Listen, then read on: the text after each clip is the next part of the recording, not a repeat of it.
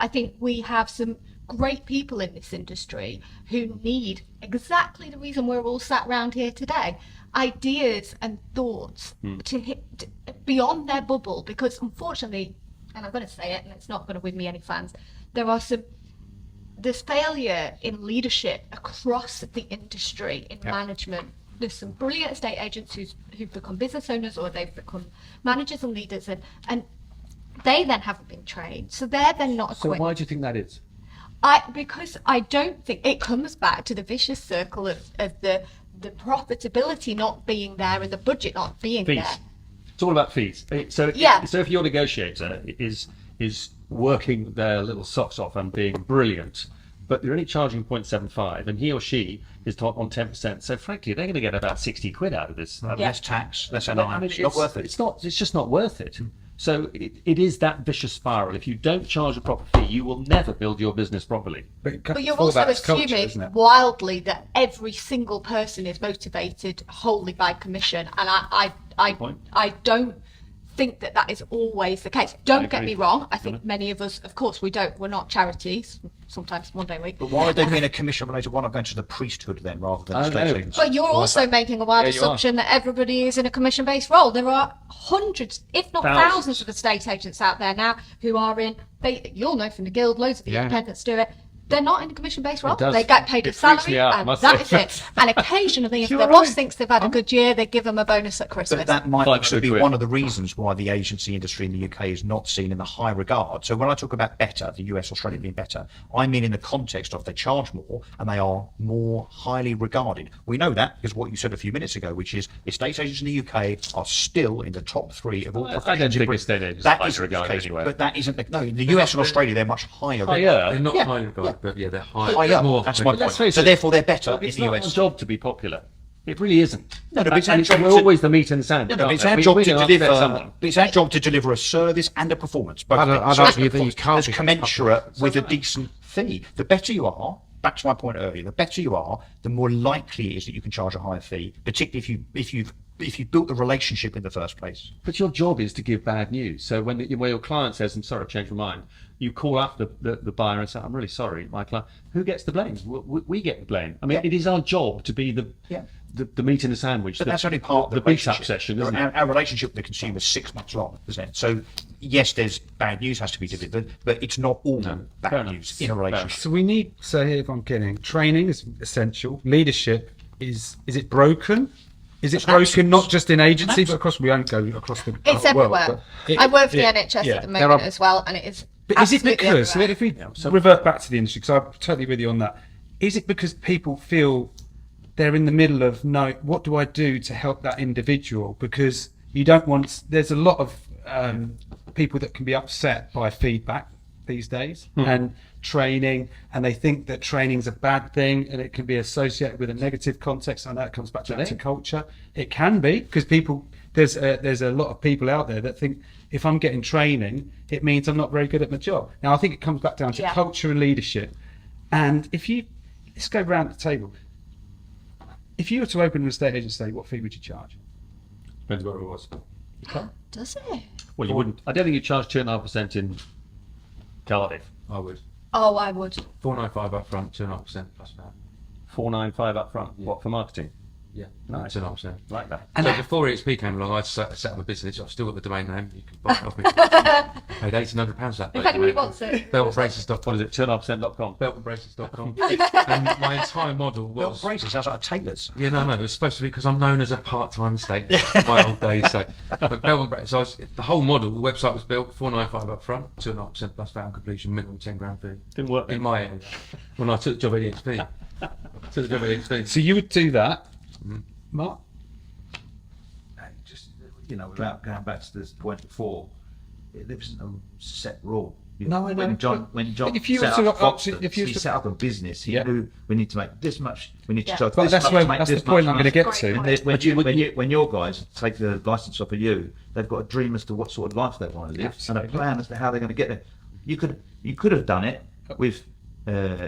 You could have done it with Purple Bricks, you could have done it with Hatch. It doesn't matter. If the plan works, you should be making profit at the end of it, whether you're charging Primark prices or Gucci prices. But estate agents, they come out of a corporate and just want to make a bit of money. So this comes back down to what you're saying, it's that know your market that you want to work in, right? So you identify the marketplace in which you want to work in. The business, it's the opportunity business, not isn't the to open market. an estate agent. No, but mean that as in. Of them on the high street already. But what I mean by that is, if you scattergun, your marketing's diluted. If they do any marketing, so you've got to identify who do you want to. What's the point of this? Absolutely. Yeah. Who's your What's Who's the point your of the business? customer? How much money is it going to make? What's the value out of the customer, surely? I mean, what problems have they got? It's a lot easier to articulate your value, whatever that is, by the way. Absolutely. So I think, what we've learned as consumers is that consumers we're all consumers, but we want choice. Yeah. Sometimes you go to Aldi, other times you go to M&S. It really depends. And I think I'm not comparing estate agents to that, but customers want choice. We all do. So to Mark's absolutely bang on there. Like, let's just say, if you want to charge a low fixed fee and that is your business model, crack on with it, get on with it, do it, and all the other people should not moan about it either. No estate agents should, but the amount of estate agents that still blame online estate agent, That's mindset, right? For their demise is astonishing. Where online has never been more than 7% market share. Yeah, Well, but- it's ridiculous. But also, They chase the market down. They chase the fee market down. That's what. Yeah, No, but it's an excuse. Sarah's point is it's an excuse, excuse. but that's what It's an you excuse had for an those agents. opportunity, estate agents had an opportunity to prove their value and to differentiate beyond their wildest dreams, because instead they weren't looking at commodities like the other 16 people on the high street. This was somebody doing it completely different, and that's fine. If you want to choose them, you go for it, but we charge 2%. In 2005, there's an agent that opened in Winchester called 1%. Sorry, Gary, if you're watching. And I used to go on valuations. I'd say, so let me get this right. You're prepared to pay Gary 1%? And they'd say, yeah, we are, yeah. I'd say, that's brilliant. Because by the time I finish, you'll want to pay me 4%. So it is mindset and it is skill set. And knowing what you want to achieve as well, and who you want to work with. And I think this is the thing. How many times have you heard you can't please everyone? But what does estate agents try and do? They try and Totally please right. everyone. And why are you doing that? The best example is hamburgers. Like, you can't get any more commoditised than a hamburger. You do like hamburgers Right? here, Mark. You cannot get more commoditised than a hamburger. such Well, how are Five Guys adverts yeah. charge £8 for a hamburger? Yeah, that's true. Oh, How very much? good. How is that possible? Yeah, 'cause Right? the quality is there. Right. Whatever it is, whatever the reason is, Yeah. there's It's psychological reasons, Good there's point. logical reasons, but the point is, you're not going. There's nothing more commoditised than that. No. You can get one in McDonald's for 99p. Well, I think they might have put it up a bit, but so how is that possible? Do some research, figure it out, and make a business. Yeah, yeah, it's And fair. have a marketing plan. Great. Going back to Russell's point, the nurturing is so important. But so many agents I talk to, they go, right, let's get this nurturing thing in place. I'm like, awesome, because they're like, because we're different. It's like brilliant. Look, and then you go, and then you say, great, what are you going to put in your content? They're like, well, we've got to do content. I'm like, yeah, but it's not a problem for you, right? Because you're different. Oh, Yeah. Yeah. And that's and then the it's problem. stuck. And then I go, maybe I could just, I don't know, get some off the shelf content. Yeah. I'm like, yeah, you could. I mean, because you quite did this the to same. stand out to start with, remember? But yeah, you could use the same as everybody else. Why not? And then the next conversation further down the line is, I don't know if that works. It's like, really? You don't think that works? Saying the same thing as everyone else. But you haven't got the time to talk about yourself, but you are different. And it's an endless circle that all goes all the way down to you never had a plan in the beginning. So the plan's built around a vision. Vision and a clear plan is the mission. How are you going to get there? And how many businesses have you mentored or been around and you've asked that question? What's the vision for your organisation? What are your aspirations? And it starts there, because let's be honest, if you haven't got that, there's no point. There's no. The good news is they all actually do have it. What is it? They just don't know it. Oh, Like, sorry. You actually have Yeah. to sit with them and go. Yeah. You have to be as harsh to go.